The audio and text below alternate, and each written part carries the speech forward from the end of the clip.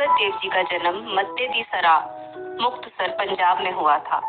By birth Guru Angad Dev ji का नाम लहना था। भाई लहना के पिताजी भाई फेरूमल जी पेशे से व्यापारी थे और उनकी माता का नाम माता सबराई जी था। भाई लहना जी का जन्म हिंदू परिवार में हुआ था और बचपन से ही वे दुर्गा माता की पूजा अर्चना किया करते थे। सन 1520 में भाई लहना जी का विवाह माता खिवी जी से होता है और इस विवाह से इनके 2 पुत्र और 2 पुत्रियां थी। मुगल और बालूच लुटेरे जो कि बाबर के साथ आए थे, उनके द्वारा किए गए अत्याचार और नुकसानों के कारण भाई लहना जी के पूरे परिवार को अपना गांव छोड़कर जाना पड़ता है।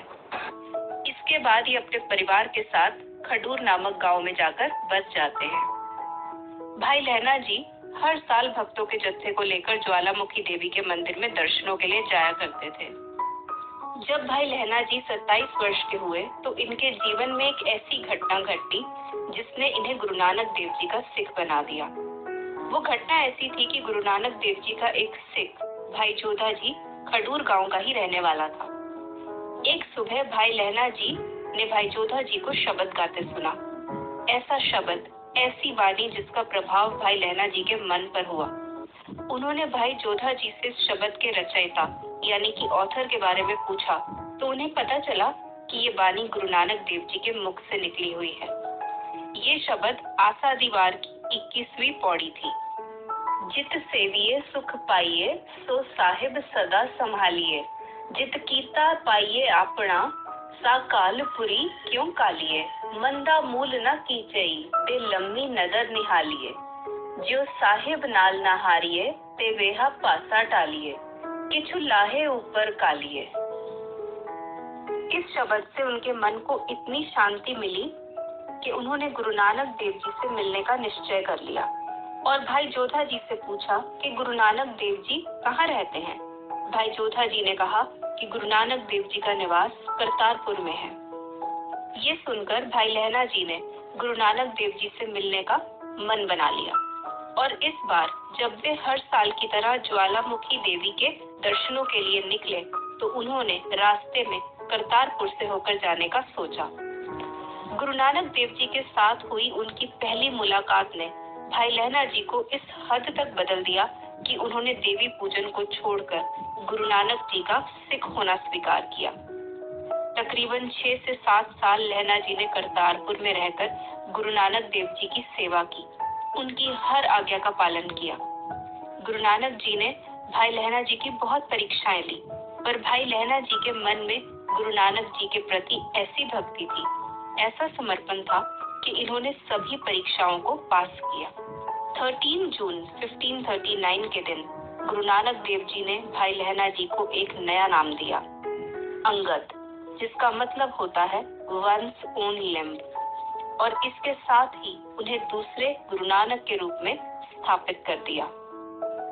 22 सितंबर 1539 गुरु नानक देव जी के ज्योति जोत समाने के बाद गुरु अंगद देव जी करतारपुर छोड़कर खडूर साहिब चले आए। पर खडूर साहिब में वे अपने घर नहीं गए, बल्कि माई भराई जी के घर गए और वहां पर एक कमरे में अपने आप को बंद कर लिया। गुरु नानक जी से अलग होने का दर्द और शोक गुरु अंगद देव जी के लिए बहुत गहरा था। गुरु अंगद जी ने अपने आप को 6 महीने तक एक एकांत कमरे में बंद कर लिया। बाबा बुड्ढा जी और अन्य सिखों ने उन्हें एकांत से बाहर आने के लिए और बाबा नानक द्वारा सौंपे गए कर्तव्यों को पूरा करने के लिए राजी किया।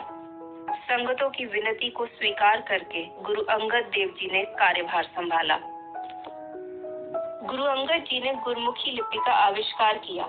इससे आम लोगों को एक ऐसी भाषा मिल गई जो लिखने में और समझने में आसान थी। गुरु साहिब ने अंडर प्रिविलेज्ड बच्चों को एजुकेट करने में बहुत रुचि दिखाई और साथ ही साथ उनकी रुचि कुश्ती में भी थी।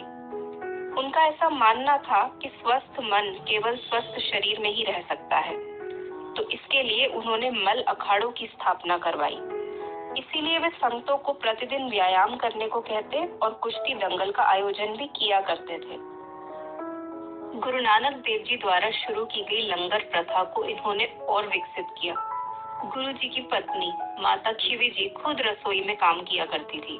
लंगर संस्था के प्रति माता खीवी जी की डेडिकेशन का उल्लेख गुरु ग्रंथ साहिब जी अंग 967 में मिलता है।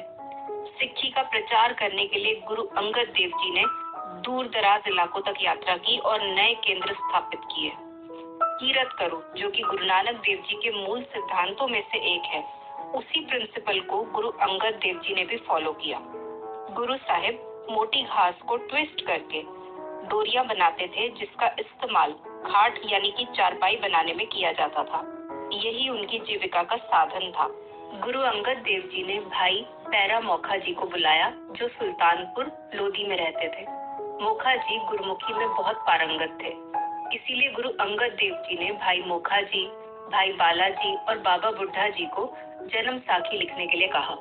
गुरु नानक जी की एक एक बात को एकत्रित कर उस पर चर्चा की गई और फिर भाई मोखा जी ने उसे लिखा। जन्म साखी लगभग 1 वर्ष में पूरी हुई। इस जन्म साखी को भाई बाला वाली जन्म साखी के नाम से जाना जाता है। लगभग 7 वर्ष तक गुरु अंगद देव जी गुरु नानक देव जी के साथ रहे और उनके बाद उन्होंने सिख पंथ की गद्दी संभाली। वे इस गद्दी पर सितंबर 1539 से मार्च 1552 तक आसीन रहे। उन्होंने खडूर साहिब को धर्म प्रचार का केंद्र बनाया। गुरु नानक देव जी की वाणी का लेखन किया, सिक्खी का प्रचार किया, जाति पाति के भेद से हटकर लंगर प्रथा चलाई, हुमायूं का अहंकार तोड़ा और अंत में गुरु अमरदास जी को गद्दी देकर अपने सांसारिक उत्तरदायित्व से मुक्त